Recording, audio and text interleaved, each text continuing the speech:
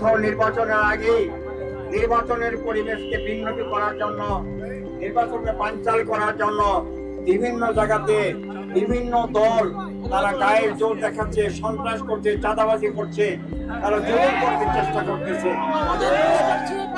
আমরা আশা করব, রাজনৈতিক দলগুলোর কাছে আবেদন জানাবো, আসেন আপনারা বিশৃঙ্খলা সৃষ্টি না করে, ঝগড়া ফাসাদ না করে আসেন সবাই আমরা মানুষের কাছে আমাদের নিজের বক্তব্য প্রকাশ করি, মানুষ পছন্দ মতো তাদের বক্তৃতার প্রদান করবে ইনশাআল্লাহ। আমি প্রশাসনের কাছে আবেদন জানাতে চাই, আপনারা দেখতে পাচ্ছেন বিভিন্ন জায়গাতে, বিভিন্ন উপজেলায়, বিভিন্ন এখানে সেখানে যেভাবে মানুষ খুন করা হচ্ছে, মানুষের উপর অত্যাচার করা হচ্ছে, নির্যাতন করা হচ্ছে, এই সব কিছুকে বন্ধ করার জন্য দায়িত্ব প্রশাসনের। এই নির্বাচনকে বানচাল করার জন্য চক্রান্ত শুরু হয়ে গেছে। ভারতের আধিপত্যবাদীরা হাজার হাজার কোটি টাকা বরাদ্দ করেছে।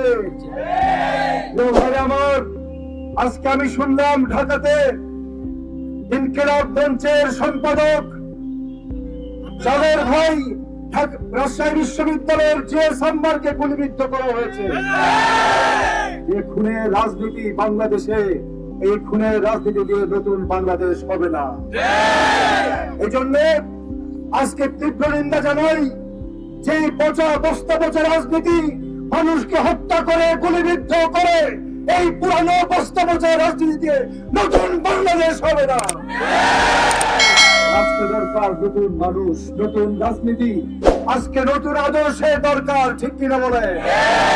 আজকে 11 দলীয় জোটের হাতে বাংলাদেশের মানুষ সিদ্ধান্ত নিয়ে ফেলেছে, 12 তারিখ তারা 11 দলকে ভোট দেবে ইনশাআল্লাহ।